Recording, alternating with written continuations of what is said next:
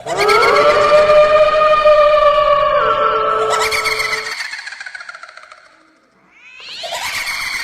बज चुके हैं, चलो काम पर लगते हैं। रात को 12 बजे से पहले हमें पूरी तैयारी कर लेनी है। 12:30 से 3:30 के बीच हमें किसी भी हालत में एक दूसरे को अकेला नहीं छोड़ना है। 12:30 से 3:30 के बीच हमें राहुल की तलाश करनी है। उसी वक्त हम दो की टीम में बंटकर हर कमरे में जाकर राहुल को आवाज लगाएंगे। गलत, हमें किसी भी हालत में अपने किसी भी साथी को आवाज नहीं लगानी है। और ये सबसे इम्पोर्टेंट बात हम सबको अपने जहन में याद रखनी है। मतलब पहली बात, हमें ये पता करना है कि इस बंगले में कुल कितने कमरे हैं। हमें उन हर कमरे के भीतर जाना है और कमरे की खिड़कियों पर टूटे शीशे पूरी तरह से बंद करने हैं और फिर इसी हॉल में वापस आना है। दूसरी बात, जितने भी कमरे हमने पूरी तरह से बंद किए हैं उन सबको याद रखकर रात 12:30 बजे के बाद दोबारा हर एक कमरे में जाना है और वहाँ मोमबत्ती जलाकर रोशनी करनी है। और सबसे इम्पोर्टेंट बात, किसी भी बंद अंधेरे कमरे से या खाली अंधेरी जगह से अगर कोई तुम्हें आवाज देता है तो समझ लेना कि वो हमारा दोस्त नहीं है। इस कहानी के लेखक है संजय कामले। सभी दोस्तों ने तैयारी पूरी कर ली थी। सचिन ने बंगले के बारे में पूरी जानकारी जुटा ली। अतुल ने जरूरी चीजों को इकट्ठा किया था। सूरज ढलते ही उन्हें उन जगह के लिए निकलना था। दिए हुए वक्त पर सचिन की कार सुनैना के घर पहुंची। गैलरी से कार की तरफ देखती हुई अपनी माँ को देखकर सुनैना ने हाथ हिलाया और कार में बैठ गई। सबने घर में झूठ कहा था कि वे ट्रेनिंग के लिए जा रहे हैं। शहर के ट्रैफिक से रास्ता निकलते हुए धीरे धीरे उनकी कार आगे बढ़ रही थी। कुछ ही देर में शहर की चहल पहल को पीछे छोड़ते हुए उनकी गाड़ी वीरान सड़क पर दौड़ने लगी। सभी के चेहरे पर एक अजीब सी टेंशन थी। किसी को भी नहीं पता था कि आगे क्या होने वाला है। रात के घने अंधेरे के बीच जंगल के उस सुनसान रास्ते पर उनकी कार धीरे धीरे आगे बढ़ रही थी। गाड़ी की पीली हेडलाइट में सब कुछ साफ साफ नजर आ रहा था। पतझड़ का मौसम होने के कारण पेड़ों से गिरे सूखे पत्तों ने जमीन पूरी तरह से ढक दी थी। बिना पत्तों के पेड़ जैसे हड्डियों का ढांचा बने इंसानी शरीर की तरह दिखाई पड़ रहे थे। गाड़ी की हेडलाइट में वह इलाका दिल में खौफ पैदा कर रहा था। कछुए की तरह उस कच्ची सड़क पर आगे बढ़ने वाले कार के पहिए एक जगह पर रुक गए, पर कार का इंजन अभी भी शुरू ही था। रात के वीराने में कार के इंजन की आवाज जंगल के सन्नाटे में कुछ ज्यादा ही शोर कर रही थी।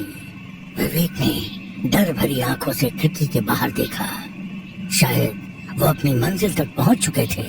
कार के भीतर स्टीयरिंग की बाईं तरफ हरे रंग की रोशनी से चमकने वाली डिजिटल घड़ी में 8:15 का टाइम हो चुका था। उस कार के अंदर अभी एकदम चुपचाप बैठे थे। कोई भी किसी के साथ बात नहीं कर रहा था। गाड़ी का इंजन अभी भी वाइब्रेट कर रहा था। गाड़ी में बैठे हर एक को अपने दिल की तेज हुई धड़कन के साथ सांसों की आवाज महसूस होने लगी। हमेशा शहर के चहल पहल में बेइंतहा मस्ती करने वाले उन दोस्तों ने अपनी पूरी जिंदगी में कभी भी इतना खौफनाक सन्नाटा महसूस नहीं किया था। कार के अंदर बैठे ही बंद दरवाजों पर लगी कांच की खिड़की में से हर कोई बाहर फैले काले अंधेरे को देख रहा था। कुछ देर तक वो सन्नाटा कायम रहा। सुनैना, विवेक, अतुल, क्या तुम लोग सचमुच तैयार हो? तो क्या अब तक ये मजाक चल रहा था? तीर कमान से निकल चुका है भाई। देखो वहाँ क्या होगा, हम राहुल को ढूंढ पाएंगे या हमारे साथ भी कुछ वैसा ही होगा, पता नहीं। मैं इसलिए पूछ रहा हूँ क्योंकि यहाँ आने का फैसला हमने दिन के उजाले में किया था। विवेक के डरे सहमे चेहरे की ओर देखते हुए अतुल बोला, देख विवेक, अगर तुझे डर लग रहा है तो तू मत आ। विवेक का दिल अभी भी घबरा रहा था, जाए या ना जाए। पर सुनैना, सचिन, अतुल आज रात उसी पुराने बंगले में रात के वक्त अपने दोस्त राहुल को ढूंढने की ठान चुके थे। चारों ओर फैली घनी झाड़ियों के बीच में से जाता एक कच्चा रास्ता और कुछ ही दूर पर वो भूतिया बंगला। काफी पुराना होने की वजह से बंगले के अंदर लाइट की कोई सुविधा नहीं थी, इसीलिए हर एक ने अपने साथ 2 लाइटर और एक माचिस की डिबिया रखी थी। एक बक्सा जिसमें 4 टॉर्च और कई दर्जन मोमबत्तियां थी। सब गाड़ी से उतरे और एक दूसरे की तरफ देखते हुए कच्ची सड़क पर बंगले की ओर चलने लगे। आज शायद अमावस की रात थी। काले आसमान में तारे इस तरह से चमक रहे थे मानो वो घूर घूर कर जमीन पर होने वाली हर एक हलचल को देख रहे थे।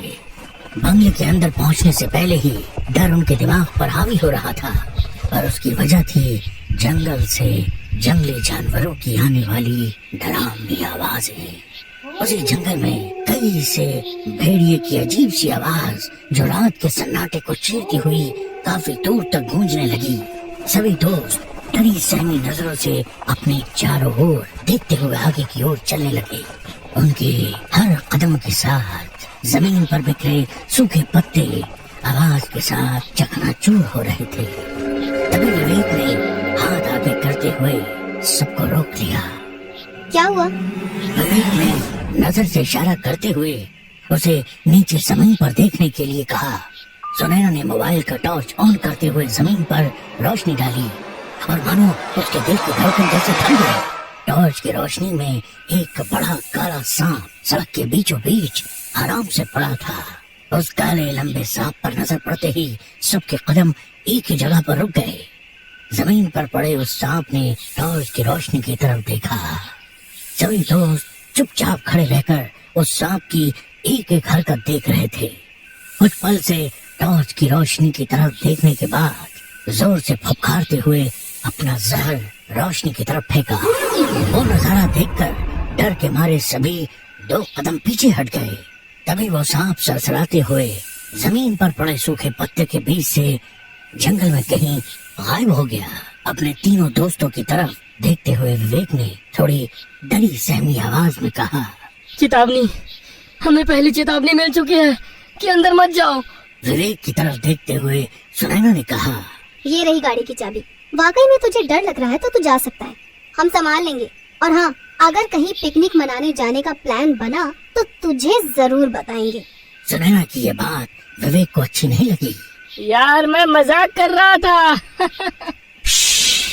विवेक, आवाज। और सुनैना, मोबाइल का टॉर्च बंद करो, इस टॉर्च से काम चलाओ। बोलते हुए सचिन ने अपने पास की लंबी टॉर्च सुनैना को दी।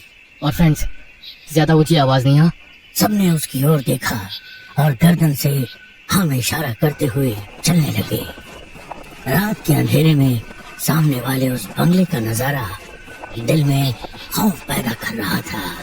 सभी दोस्त अपने हाथों में ली हुई टॉर्च की रोशनी बंगले के चारों तरफ मारते आगे बढ़ने लगे। सब उस बंगले के बड़े से दरवाजे के बाहर खड़े थे, पर दरवाजे को अंदर की ओर धकेलने की हिम्मत किसी को नहीं हो रही थी। सब यही सोच रहे थे कि अंदर जाएं या नहीं। हम सबको फिर एक बार सोचना चाहिए। तो अब भी सोच ही रहा है, अब पीछे हटने का सवाल ही पैदा नहीं होता। अतुल ने विवेक को थोड़ा मुस्तैल आवाज में कहा, और दोनों की बातों को सुनकर भी अनदेखा कर सुनैना ने अपनी आंखें बंद करते हुए लंबी सांस ली और थोड़ी हिम्मत जुटाते हुए दरवाजा अंदर की ओर धकेल दिया। बंगले के अंदर के उस काले घने अंधेरे में दरवाजे की आकार की रोशनी जमीन पर फैल गई। सुनैना ने पहला कदम बंगले के अंदर रख दिया और उसके पीछे पीछे तीनों दोस्त अंदर आ गए। 9 बज चुके हैं, चलो काम पर लगते हैं। अतुल ने सबकी ओर देखते हुए कहा। उसकी बात सुनकर विवेक बोला, रात को 12 बजे से पहले हमें पूरी तैयारी कर लेनी है। 12:30 से 3:30 के बीच हमें किसी भी हालत में एक दूसरे को अकेला नहीं छोड़ना है। विवेक की बात खत्म होते ही सुनैना ने कहा, 12:30 से 3:30 के बीच हमें राहुल की तलाश करनी है। उसी वक्त हम 2-2 की टीम में बंटकर हर कमरे में जाकर राहुल को आवाज लगाएंगे। गलत, हमें किसी भी हालत में अपने किसी भी साथी को आवाज नहीं लगानी है। और ये सबसे इम्पोर्टेंट बात हम सबको अपने जहन में याद रखनी है। सचिन की आवाज सुनकर हर कोई उसकी तरफ देखने लगा। मतलब? विवेक ने पूछा और सचिन तीनों के चेहरे की तरफ देखते हुए गंभीरता से बोला, पहली बात, हमें ये पता करना है कि इस बंगले में कुल कितने कमरे हैं। हमें उन हर कमरे के भीतर जाना है और कमरे की खिड़कियों पर टूटे शीशे पूरी तरह से बंद करने हैं और फिर इसी हॉल में वापस आना है। दूसरी बात, जितने भी कमरे हमने पूरी तरह से बंद किए हैं उन सबको याद रखकर रात 12:30 बजे के बाद दोबारा हर एक कमरे में जाना है और वहाँ मोमबत्ती जलाकर रोशनी करनी है। और सबसे इम्पोर्टेंट बात, किसी भी बंद अंधेरे कमरे से या खाली अंधेरी जगह से अगर कोई तुम्हें आवाज देता है तो समझ लेना कि वो हमारा दोस्त नहीं है। सचिन की बात सुनकर सबके चेहरे का रंग उड़ गया। तीनों दोस्त सचिन की एक एक बात अच्छे से अपने जहन में उतार रहे थे। सबके रंग उड़े। चेहरे की ओर देखते हुए सचिन फिर बोलने लगा। जिस भी कमरे के अंदर तुम मोमबत्ती जलाने जा रहे हो, सबसे पहले उस कमरे के दरवाजे के बाहर से खड़े होकर तुम्हें इस बात को कंफर्म करना है कि भीतर से कोई आवाज या आहट महसूस नहीं हो रही। अगर कमरे के अंदर से कुछ अजीब सी आवाज आती है तो हमें उस कमरे को छोड़ देना है। मतलब ये कि हमें जिस भी कमरे के भीतर जाना है, सबसे पहले कमरे के भीतर से कोई आहट या किसी तरह की आवाज ना आ रही हो, इसका जायजा लेना है। बिल्कुल सही। अगर कमरे के भीतर सन्नाटा हो तभी उसका दरवाजा खोलना है और वहाँ मोमबत्ती जलाकर उजाला करने के बाद में जिस कमरे को छोड़ा था उस कमरे के बाहर जाकर दोबारा उस आवाज को सुनने की कोशिश करनी है। अगर सन्नाटा है तो दरवाजा खोलकर हमें वहाँ भी उजाला करना है। एक बात ध्यान में रखना, हमें किसी को आवाज नहीं लगानी। सभी दोस्त सचिन की एक एक बात सांसें रोककर सुन रहे थे। यार, ये बात तुम यहाँ आने से पहले नहीं बता सकते? नहीं, अगर पहले बता देता तो मस्ती करने के चक्कर में यहाँ आने से पहले ही तुम सब कुछ भूल जाते। बस हो गया, अब तुम डराओ मत, वैसे भी बुरी तरह से फटी पड़ी है। बोलते हुए विवेक टॉर्च की रोशनी इधर उधर घुमाने लगा। सबसे पहले हमें घर के सभी खिड़कियां और दरवाजे बंद करने होंगे। जिन खिड़कियों के शीशे टूटे हुए हैं वहाँ पर कागज या ऐसे ही किसी चीज का इस्तेमाल करके बंद करना होगा जिसकी वजह से अंदर की रोशनी बाहर ना जा सके या बाहर का अंधकार नजर ना आए। सही कहा तुमने सचिन, सबसे पहले यही काम करते हैं। चलो। विवेक के साथ सुनैना, सचिन के साथ अतुल, दो दो की टीम में चारों दोस्त घर के दरवाजे और खिड़की बंद करने के लिए निकल पड़े। बंगला कई सालों से बंद होने के कारण दीवारों का रंग उड़ चुका था। जगह जगह मकड़ी के जाले दिखाई पड़ रहे थे। सुनैना और विवेक टॉर्च की सफेद रोशनी में घर के निचले हिस्से की हर एक रूम को चेक करने लगे। कई जगह खिड़कियों के शीशे टूटे हुए थे। उन्होंने बैग में लाए हुए न्यूज़पेपर्स निकाले और पेपर टेप से खिड़कियां ढकने में जुट गए। इधर अतुल और सचिन दूसरे फ्लोर पर जाकर दरवाजों और खिड़की के टूटे हुए शीशे बंद करने लगे। बंगला काफी बड़ा था। एक एक कमरा उन्होंने दोबारा से चेक कर लिया। इस बीच उनका काफी वक्त गुजर चुका था। लगभग 11:30 बज चुके थे। सब दोबारा से हॉल के बीचों बीच खड़े हुए। जिसने जो कमरा बंद किया है वो उस कमरे के बारे में जानकारी दे रहा था। तभी सचिन ने कहा, हम कुछ भूल तो नहीं रहे?